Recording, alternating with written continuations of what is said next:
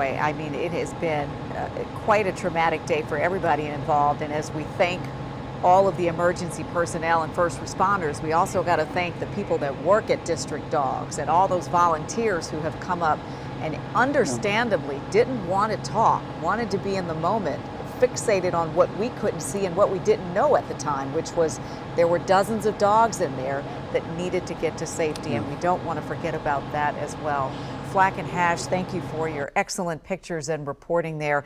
Our Rafael Sanchez Cruz joins us now here in the studio. And Rafa, when I was referencing the fact that this business had flooded 3 times in a month last year, this was part of your reporting. Almost to the year. I mean, we're talking about August 10th, and we were having the same conversation. We were actually out there talking to Jacob Hensley then about his frustrations as a business owner. And we saw him out there. He was the one wearing the green shorts and the hat. And obviously he was trying to get those dogs to their owners. As he was doing last year. And we were actually there when Councilmember McDuffie did a tour of the facilities, expressing his frustration as well as to what is going on. And the issue here is that he was frustrated that the DC Water's Clean Rivers project, which is billions of dollars that have been invested to help with flooding issues and sewer issues in the district, is really not having the effects that they expected, especially in areas like this in Northeast DC. Now, I want to put things into perspective. You're probably wondering, why is this happening time and time again?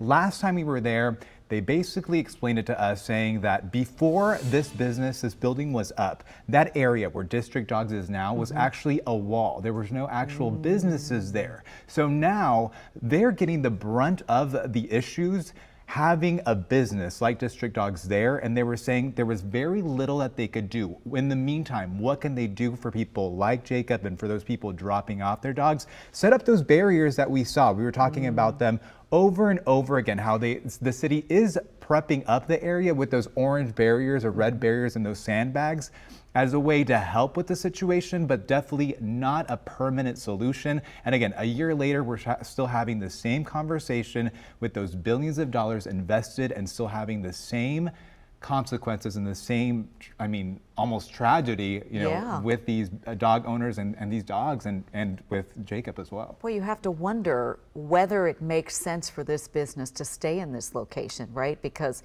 it's not just an inconvenience, right? We're talking about the lives of dogs, we're talking about the lives of people, we're talking about the rescuers who go out there, in addition to all of the people who got caught in that area where their cars were flooded. And I want to make this a very important point, Leslie, because last time I was out there, we were obviously seeing the effects of those dogs, and last year we were doing coverage on it, but there's actually a church right across the street. I mean, that we can't really see. That we can't really see, but time and time again they said, you know, you're thinking about it now because you heard about the dogs, but we've been dealing with this for decades and no one paid attention. And they told me that same day, there would be times where it would flood and we couldn't leave the church because we had to wait it out.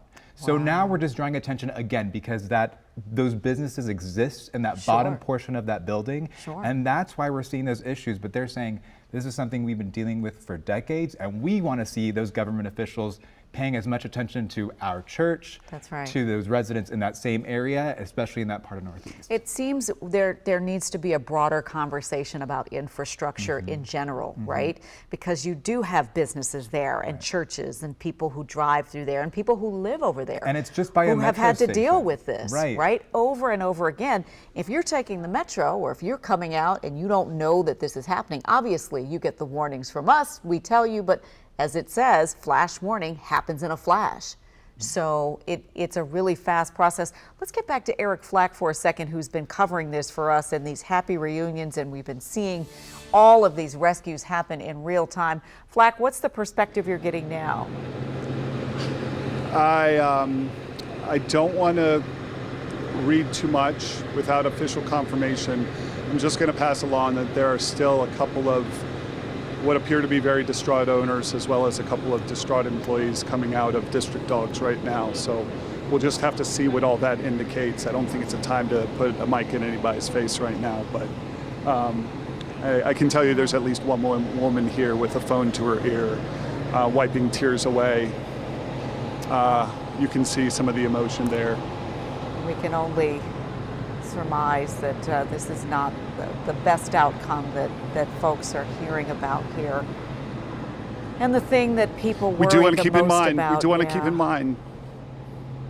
All the dogs. You know, for those who haven't been with us, dozens of dogs brought out safely, but we just don't know if they all made it out. That's all I wanted to mention, Les. Yeah, thank you for letting us know that, and we'll continue to wait to find out whether we're talking about dogs or what we're discussing here, obviously. Rafa, as you saw some of the employees coming out, there was a moment last year where some of them wanted to just leave. Right, they were saying that it was too much responsibility to deal with these emergency situations that they felt they weren't trained in, and all of a sudden having to respond. And again, once is enough, Sure. but 3 times last year, and then if some of those people are still there, I mean, again, for the consecutive year, it's a lot for them to deal with.